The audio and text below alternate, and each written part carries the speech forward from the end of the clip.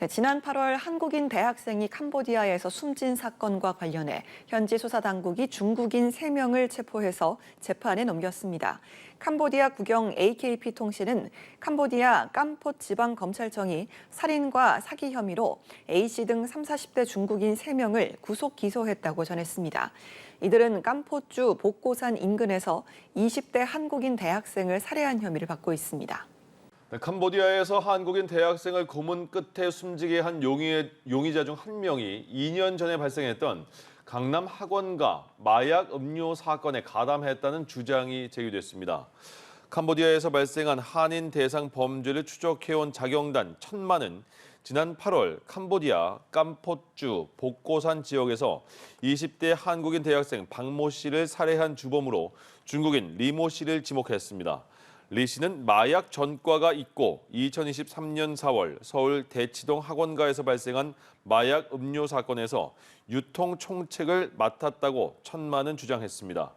캄보디아 검찰은 현지 시간으로 지난 10일 살인과 사기 등의 혐의로 30, 40대 중국인 3명을 구속 기소했지만 리 씨는 아직 검거되지 않은 것으로 알려졌습니다. 캄보디아 당국이 외국인을 상대로 한 납치, 감금, 협박, 사기 등에 연루된 중국인들을 잇따라 체포했습니다. 캄보디아 경찰은 지난 11일 프놈펜에서 온라인 사기 조직 거점을 적발해 중국인 57명 등 내외국인 80명을 체포했습니다. 앞서 9일에도 중국인 18명을 온라인 사기 혐의로 붙잡았습니다. 또 현지 검찰은 지난 8월 캄포주 복고산 인근에서 20대 한국인을 살해한 중국인 3명을 구속해 재판에 넘기기도 했습니다. 이런 가운데 지난 4일에는 현지 차이나타운에서 중국계 사기 조직으로부터 임금을 받지 못한 네팔인 등 외국인들이 폭동을 벌여 290여 명이 체포됐습니다.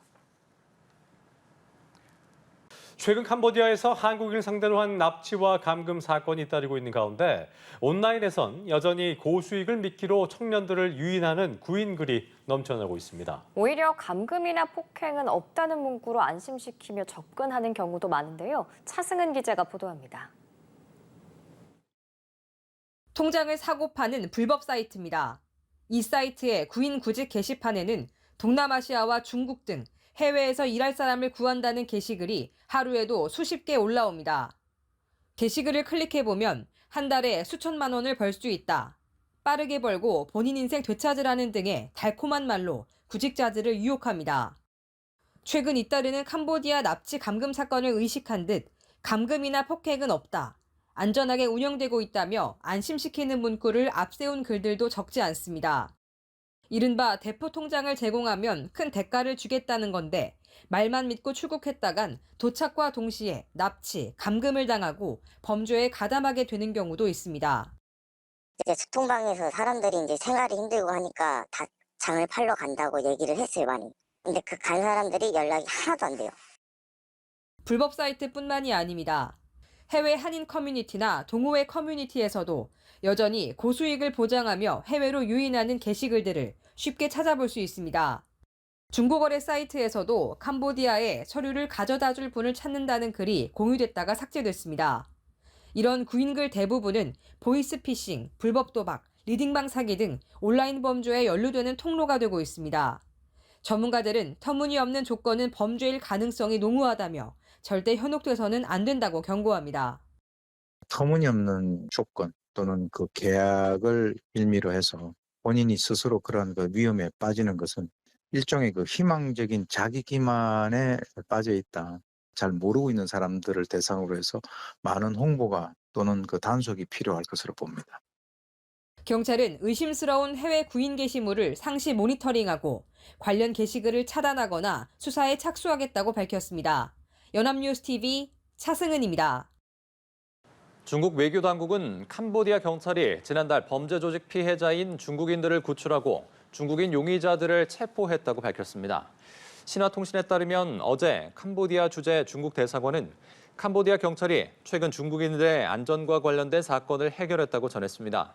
중국 대사관은 현지 경찰이 지난달 20일 중국 국적 피해자 4명을 구출하고 중국 국적 범죄 혐의자 6명을 체포했다고 덧붙였습니다. 중국 대사관은 이 범죄단체는 장기간 중국인을 대상으로 불법 구금, 인신매매 등 범죄 행위를 저질러 왔고 현재 사건은 아직 추가 수사 중이라고 전했습니다. 캄보디아에서 벌어지는 우리 국민 대상 범죄가 속속 드러나고 있습니다. 울산에서는 캄보디아로 여행 간다며 떠난 20대가 가족과 연락이 끊겨 경찰이 수사에 나섰습니다. 캄보디아를 거점으로 한 로맨스 스캠 조직의 총책 30대 한인 부부의 국내 송환도 난항을 겪고 있어 우리 국민의 안전이 위협받고 있는 상황입니다. 전동은 기자입니다. 지난 2월 가족들에게 여행 간다며 캄보디아로 떠난 20대 남성 A씨. 하지만 9월 말부터 가족들과의 연락이 끊겼는데 가족들에게 SNS 메시지를 통해 감금돼 있다고 알렸습니다. 신고를 받은 울산경찰청은 현지 대사관과 공조해 A씨의 안전 여부와 범죄 연관성을 확인하고 있습니다. 울산경찰청은 캄보디아에서 로맨스 스캠으로 벌어들인 범죄 수익을 세탁한 2명에 대해서도 추가로 지난 10일 구속영장을 신청했습니다. 이들은 범죄 수익을 관리하기 위해 법인 통장 8개를 만들어 캄보디아로 넘긴 뒤 지난해 12월 한 달 동안만 180억 원을 세탁한 혐의를 받고 있습니다. 이들이 활동한 로맨스 스캠 조직의 총책인 30대 한국인 부부의 국내 송환은 난항을 겪고 있습니다. 지난 2월 3일 총책 부부가 현지에서 체포됐지만 지난 5월 알 수 없는 이유로 풀려났고 7월 현지에 급파된 수사관에 의해 체포됐지만 그 이후 다시 행방이 묘연한 상황입니다. 현지에서 검거된 그 총책 부부에 대해서는 출장 조사하고 범죄 인도 청구 완료했는데 현지 경찰의 정치범 부스 BCI 인계 조건으로 지금 거부를 하고 있어서 송환에 난항을 좀 겪고 있습니다. 경찰은 해당 로맨스 스캠 조직 내부에서도 수익을 올리지 못하면 폭행을 가하는 등 고압적인 분위기가 형성돼 있었다는 내부자 진술을 확보했다고 밝혔습니다. 최근 캄보디아로 탐문 수사를 다녀온 부산경찰은 한국인을 대상으로 피싱 범죄를 저지르려면 한국인 보조원이 필요하기 때문에 고소득 일자리 미끼에 속지 않도록 각별히 주의해야 한다고 강조합니다. 또 상당수는 고소득 보장이라는 권유에 빠져서 가는 경우가 많이 있습니다. 특히 이런 해외에서 고소득, 알바, 일자리 보장 그런 것은 절대 속아 넘어가서는 안 되고. 다만 모두가 피해자인 것만은 아닌데 현지에서 활동한 한국인 중 보이스피싱 조직원 모집책인 중국인에게 비행기 티켓까지 받아 캄보디아로 간 후 범행을 저지른 경우도 확인됐습니다.